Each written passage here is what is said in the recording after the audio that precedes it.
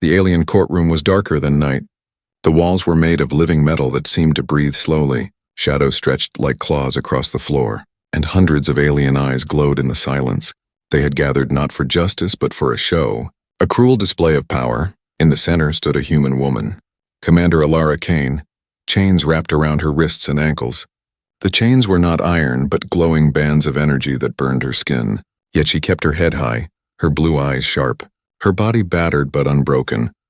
She was the only human in that chamber, and to the aliens, she was not a person. She was prey at the top of the steps. Sitting on a throne carved from black stone, the Warlord core leaned forward, his massive frame covered in jagged armor, his face twisted into something between beast and god. His voice was like thunder rolling across the hall as he spoke.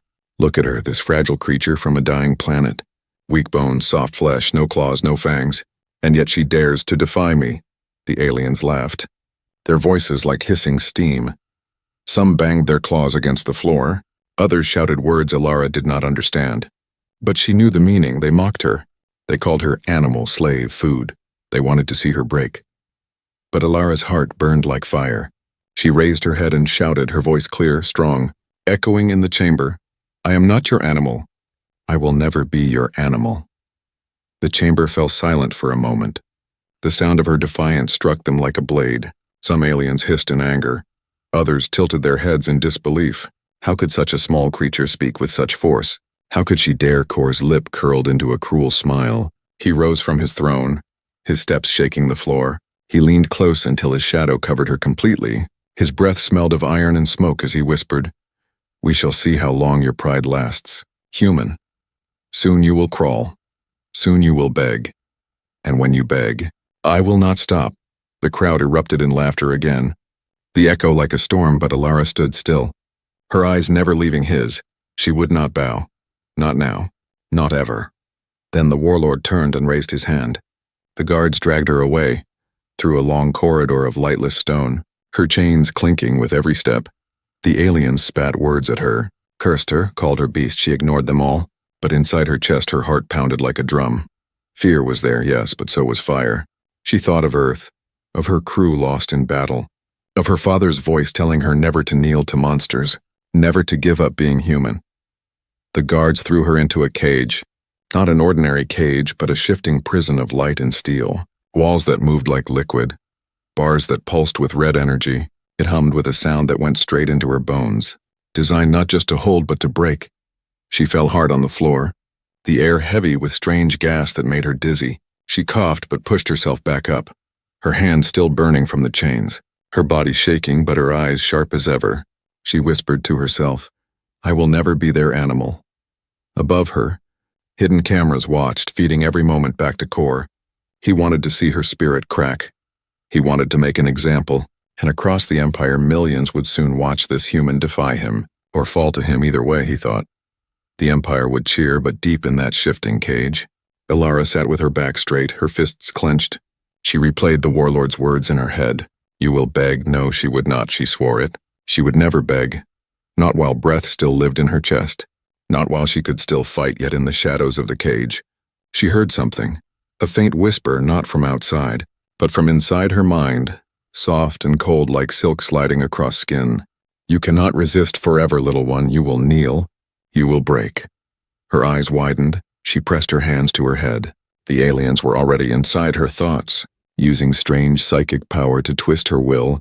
She bit her lip until blood touched her tongue. She forced her mind to focus, to remember Earth, her ship, her oath as a commander.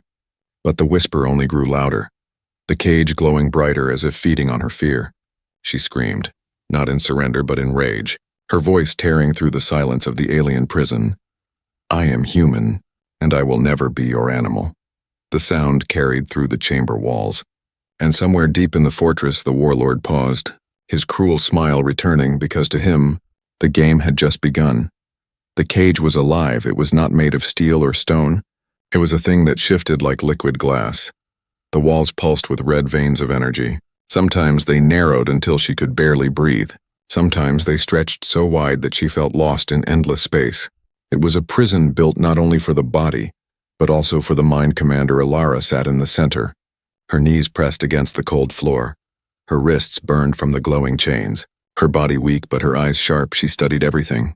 Every flicker of light, every strange hum, every pattern in the moving walls, because she knew cages always had weakness, even living ones. The aliens wanted her to kneel, but they did not understand humans. They did not understand that pain could sharpen resolve, that hunger could make memory stronger, that darkness could grow fire inside the heart. And so even as the cage tried to break her, Ilara whispered to herself, "I am not their animal. I am human." But the cage was not silent. It spoke in ways no human prison ever could. Sometimes it filled the air with heat until her skin felt like fire. Sometimes it dropped the temperature so low that her breath froze into mist. Sometimes it filled her ears with shrill sounds that drilled into her skull. It wanted to strip her pride layer by layer, until nothing was left but obedience. On the second day, the Warlord core came. His steps echoed down the corridor like thunder. He stood before the cage, his armor glowing faintly, his eyes burning with cruel joy. He looked at her as a hunter looks at wounded prey, and his voice rolled out, "Little beast, how long will you resist?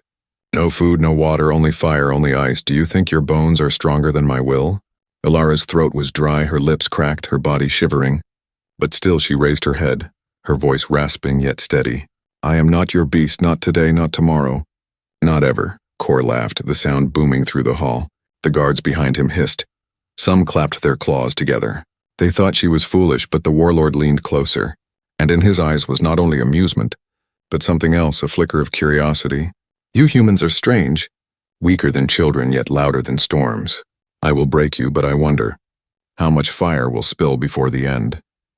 Then he left, and the cage changed again, this time filling with light so bright she could see nothing but white.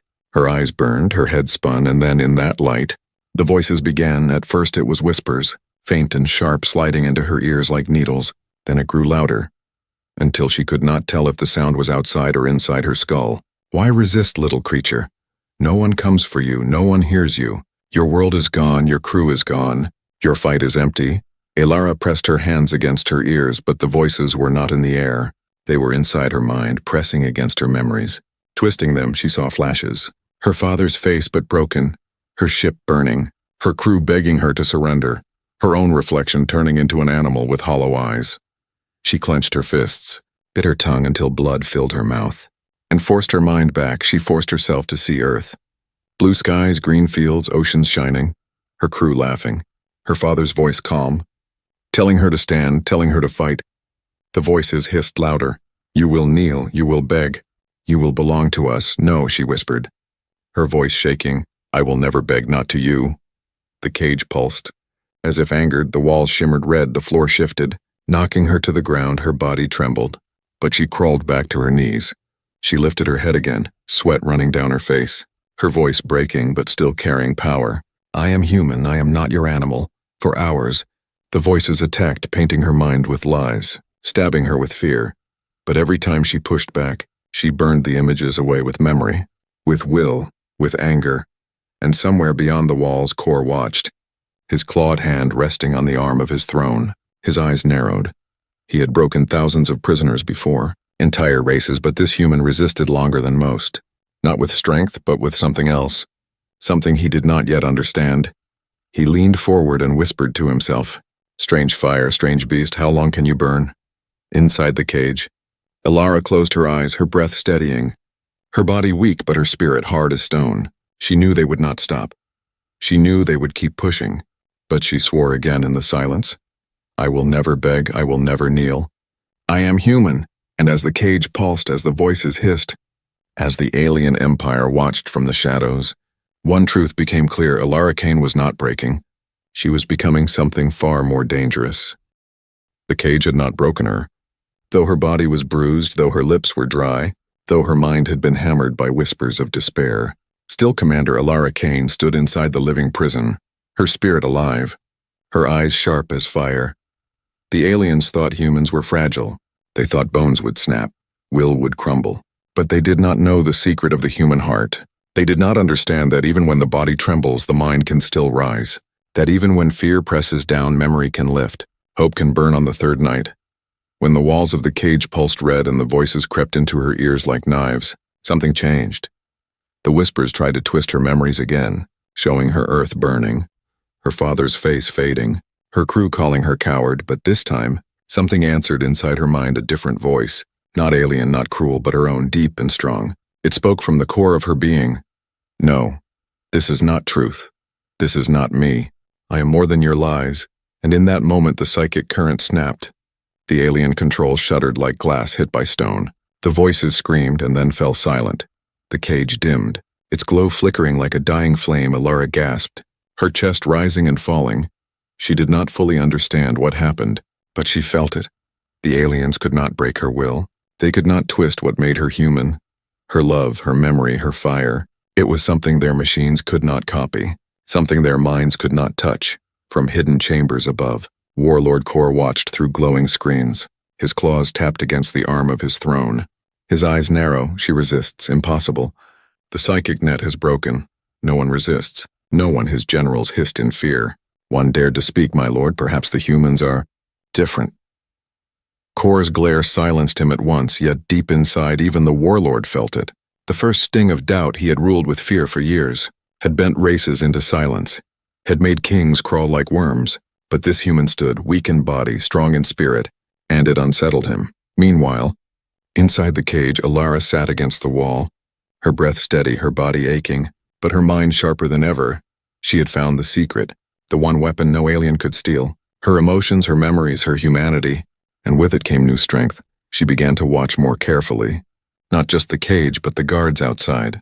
Their steps, their habits, the way their claws clicked when they were nervous. The way their eyes shifted toward the control panel every time the cage pulsed.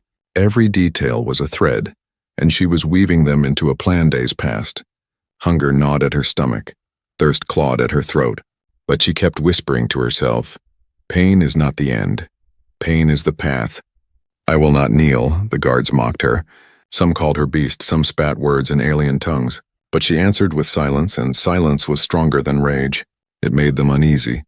It made them doubt. Kor came again on the 5th day, his shadow filling the hall. He leaned close to the bars, his eyes gleaming. Strange creature, you do not break, but all things break. Even stone under water, even fire under storm. What makes you think you are different? Alara met his gaze, her voice steady. Because I am human, and humans do not break. We endure, we learn. We fight, the Warlord studied her. His smile sharp, but his eyes darker than before. He turned and barked to his guards. Break her, or she will break us. The words spread like smoke through the fortress. The guards whispered them. The generals repeated them.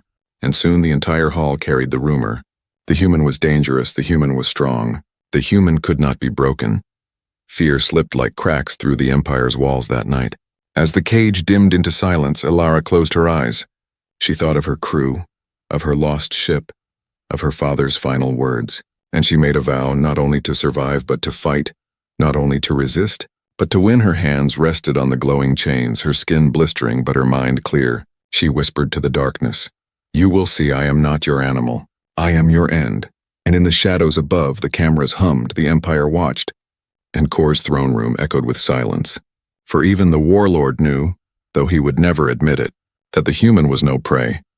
She was a storm waiting to rise. The days inside the living cage stretched like endless chains, each hour filled with fire, ice, and whispers. Yet Commander Alara Kane endured, her body frail but her eyes unbroken. She had become more than prisoner.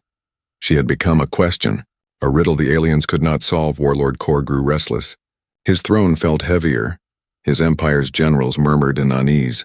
The human would not kneel, the human would not beg, and though she was only one, her defiance was like a seed of fire, too small to destroy a fortress, yet strong enough to spread into fear on the 7th day. Kor decided the cage was not enough. Pain was not enough. Whispers were not enough. If pride would not break, then heart must be tested. So he prepared a cruel trial, one designed to slice deeper than chains or flame. The great hall was filled again. Alien soldiers stood in ranks, their eyes glowing in the gloom. The walls hummed with energy. Cameras whirred above, broadcasting to distant worlds. The Empire wanted to see the human fall. To see her pride torn apart in front of them all. Alara was dragged into the chamber, her steps unsteady, her body marked with burns, but her head still held high. The chains clinking as if announcing her defiance. Silence swept the hall as Kor rose from his throne, towering above her like a mountain of steel and hate today. Little beast, his voice thundered, you will prove yourself. Not to me, not to my guards, but to yourself. For every creature has a breaking point, and yours will be revealed.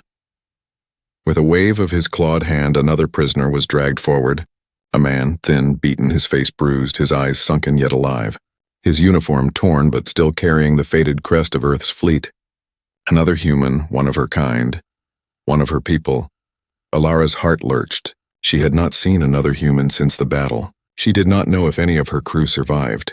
And now here before her stood a man bound in chains, his voice hoarse but clear as he whispered, "Commander."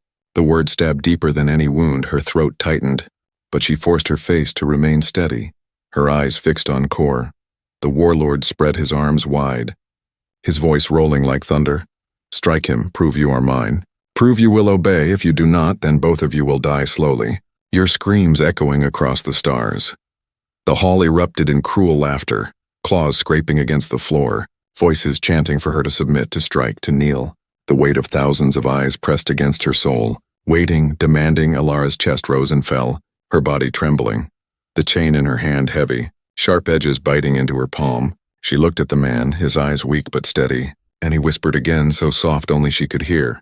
"Don't give in, don't kneel, we must stay human." Even here the words cut through the noise, clear and strong. They were not a plea for rescue. They were not a command. They were a reminder. A torch passed from one soul to another. Kor leaned closer, his smile wide and cruel. "Soon you will beg me not to stop. Soon you will do anything to escape pain. Strike him and I will spare you both. Refuse, and I will break you piece by piece." Alara lifted her chin, her voice hoarse but sharp. "I will never beg you. And I will never strike my own," the hall hissed. Soldiers shifted in disbelief, some laughed, others shouted curses. But a silence fell again when Kor raised his claw, his eyes glowing with rage and something else, a shadow of respect hidden behind his hate. "You choose death, then?" "Foolish beast." The guards raised their whips of burning energy. The crackle filled the air. The man beside her braced, his face calm, his lips forming one final whisper. "Stand, Commander. Stand for all of us." The first lash struck across her back, fire searing through her skin. Her body shook, but her knees did not bend. The second lash cut deeper, blood staining the floor. Yet she bit her lip and stayed silent. The third came, the fourth, each one burning like lightning, each one a storm against her flesh. But she did not kneel, she did not scream. She only raised her head higher. The aliens watched in silence now, no laughter, no chants. Only the sound of energy cutting into skin. Only the sight of a human refusing to bow, refusing to become animal. At last Kor lowered his hand, the whips fell silent, smoke rising from her wounds, her body trembling, her voice faint yet sharp as a blade. "You cannot make me yours. I will never be your animal." The hall shook with tension. The warlord's eyes narrowed, and though his mouth twisted into a cruel smile, his claws dug into his throne, for even he knew, though he would never say it aloud, that the human had passed the test not with obedience, but with defiance, and that made her more dangerous than ever. The wounds on Alara's back burned like fire, every step a knife, every breath a storm, yet she walked back to the cage with her head held high, her eyes steady, her chains clinking like music of defiance. The guard shoved her inside, laughing, spitting words in alien tongues, but behind their voices she heard something new, not mockery, not certainty, but unease.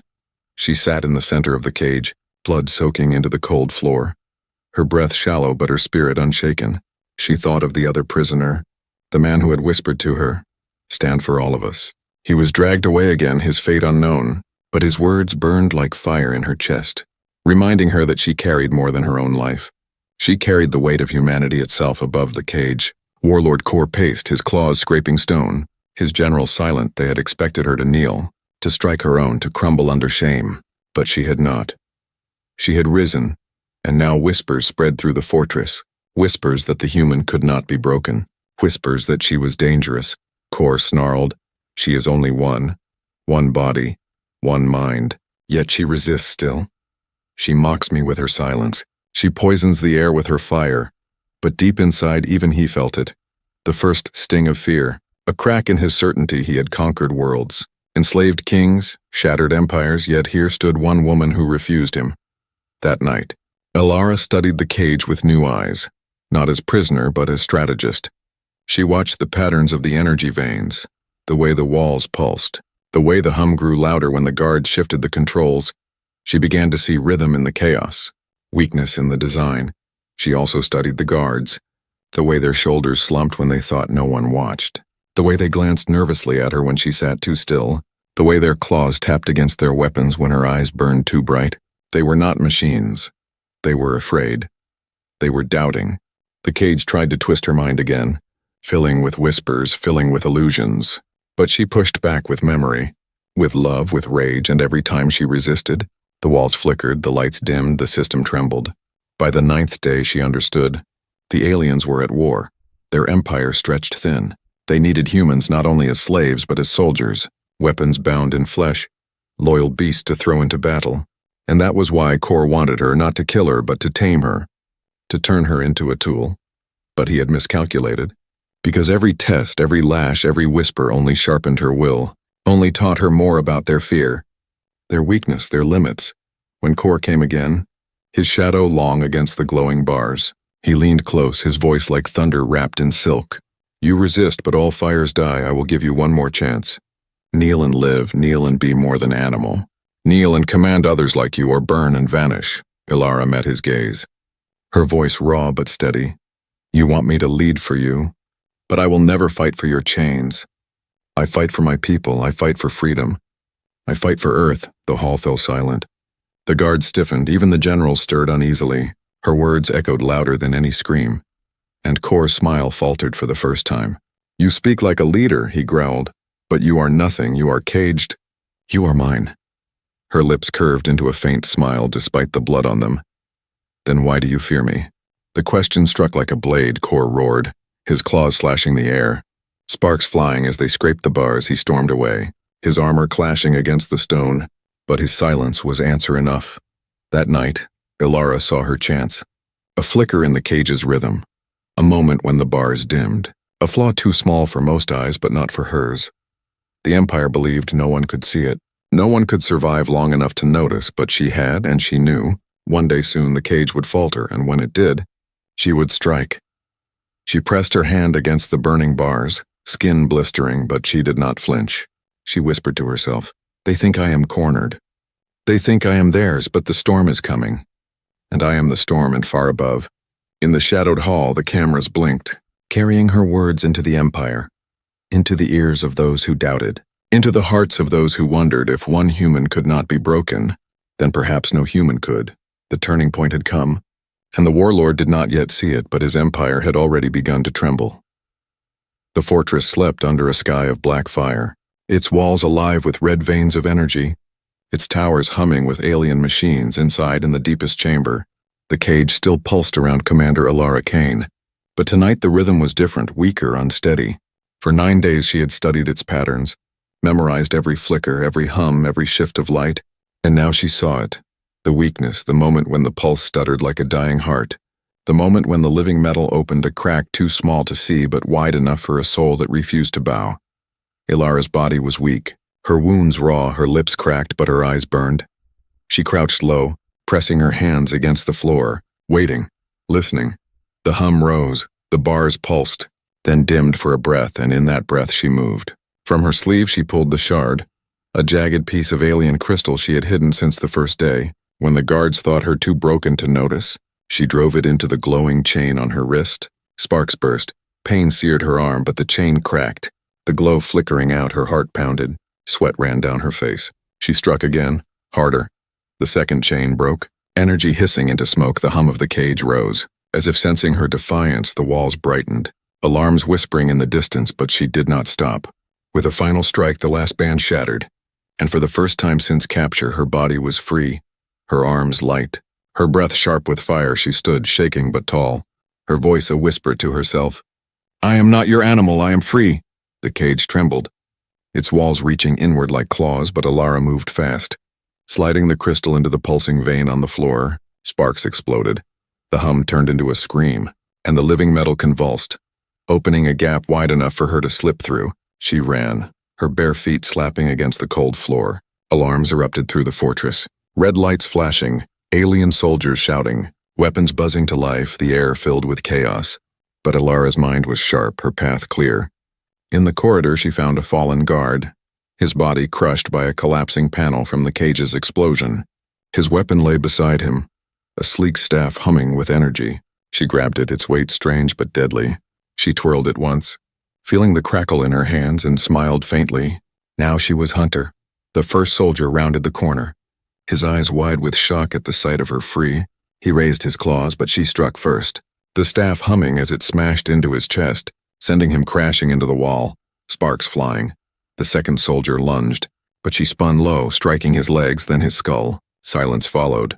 More came, the hall filled with claws and hisses, but Ilara fought like fire, each move born not from training alone but from fury, from memory, from the oath she carried in her blood. She was not just fighting for herself.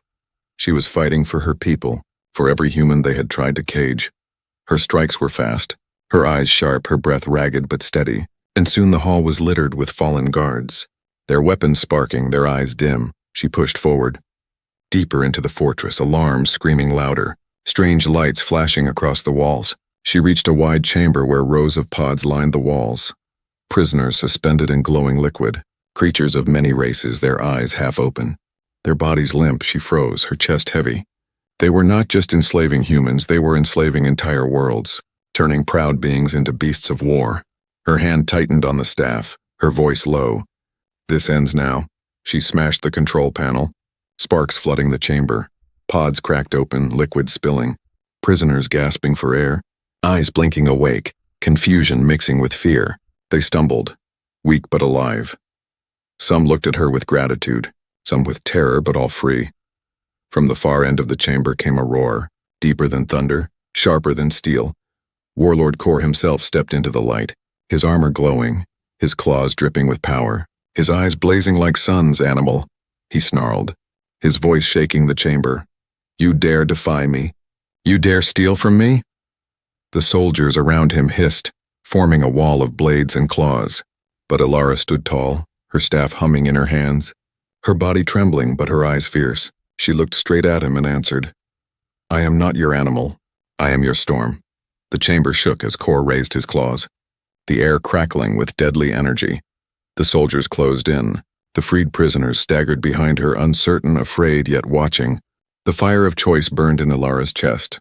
She could run, escape into the chaos, or she could stand and fight, strike not only for freedom but for defiance. And she knew the answer before the question was asked. She stepped forward, her voice carrying across the chamber like thunder of her own. Come then, Warlord, come and see what a human really is. And with that, the battle began. Fire against storm, chains against freedom, the Empire's might against the will of one unbroken soul. The chamber burned with chaos. Alarms howled through the fortress. Lights flashed red. Freed prisoners stumbled from their pods. Smoke rose from shattered panels. But at the center of it all stood Commander Ilara Kane, weapon in hand. Facing the warlord who had called her Animal Core towered over her, his armor alive with crackling energy, his claws sharp as blades, his eyes glowing like suns of fire. He was taller, stronger, heavier, yet when he looked at her, standing small but unbroken, a shadow crossed his face, a shadow of something he had not felt in years. Doubt, human, his voice thundered, shaking the walls. You dare rise against me? You dare defy me in my own hall? I will crush you. I will make you beg until your voice breaks. Ilara tightened her grip on the alien staff, its hum steady, her body trembling with exhaustion, her back raw with wounds, her chest burning from each breath. Yet her eyes never left his, her voice clear, sharp, unyielding. Better to die free than live as your beast. Better to burn than crawl. I'm not your animal, the soldiers hissed, forming a ring around them, waiting for the command. But Kor lifted his claw and stopped them, his gaze fixed on her. No, she is mine, only mine. With a roar he lunged, claws sweeping down like thunder. Ilara rolled aside, sparks exploding as his strike split the floor. She rose fast, spinning the staff, striking his side. The energy crackled. His armor hissed. He snarled in pain but did not fall. The hall shook as the two clashed. Claw against staff, strength against speed. Each strike echoing like thunder. Ilara darted fast, every movement born from desperation and fire. Her blows sharp, her body light. She fought not as prey but as storm, weaving between his strikes, forcing him to chase. Kor swung again, his claws slicing through the air. Ilara ducked low, the blade of energy missing her by inches. She thrust the staff upward, striking his jaw. His head snapped back, sparks flew, his roar filled the chamber. You fight like fire, but fire burns out. And I will not. Alara's breath came in ragged bursts, sweat stinging her eyes, her arms aching. Yet she answered with steady voice. Then you do not know what fire is. She struck again. Faster, harder, but Kor caught the staff in his claws, energy sparking between them, their strength locked. Her body trembling against his power, his grin wide as he forced her down. See, beast, even your storm bends before me. Her knees shook. Her arms screamed in pain, but in that moment she remembered the cage, the whispers, the lashes, the test. She remembered her father's voice, her crew's faces, the other prisoners' whisper, stand for all of us, and strength surged again, not in muscle but in will. Her eyes locked on his, and she spat the words, I bend to no one. With a sudden twist, she drove the staff into the floor, releasing the crackling energy. The pulse surged up, blasting through Kor's claws, lightning arced across his armor. His roar shook the chamber. He stumbled back, smoke rising from his chest. The soldiers hissed in shock, some stepping back, some whispering, their eyes wide. For the first time they saw their warlord struck, not by armies, not by machines, but by one human. Kor straightened, his armor scorched, his claws still glowing, his voice filled with rage and disbelief. You cannot kill me, beast. I am war, I am empire. I am your master. Alara raised the staff, her voice steady as stone. You are nothing. You are just another cage, and cages can be broken. With a cry she rushed forward, her strikes like storm, hitting his chest, his arms, his head, each blow fueled by defiance, by memory, by love for a world far away, until at last she saw her chance, the energy core glowing in the center of his armor. Exposed, flickering, she leapt, driving the staff straight into it. The core exploded in a burst of light, energy screaming through the chamber. Kor's roar turned into silence as his massive form collapsed, the armor shattering, his body falling like a broken tower. The hall fell still, smoke rising, silence heavy. The soldiers stared, frozen, their warlord destroyed by the one they had called animal. Alara stood over him, chest heaving, her body trembling, but her voice steady as she spoke to all who watched. Humans are not animals. We choose, we endure, we fight, and we will never kneel. Her words carried through the hall, through the cameras, through the empire itself, and for the first time in years, silence was not filled with fear but with wonder, with doubt, with something dangerous to tyrants. Hope. She turned, the freed prisoners gathering behind her, their eyes wide, their breaths ragged, and with a final glance at the fallen warlord, she whispered to herself, if they think we are animals, they will soon learn what kind.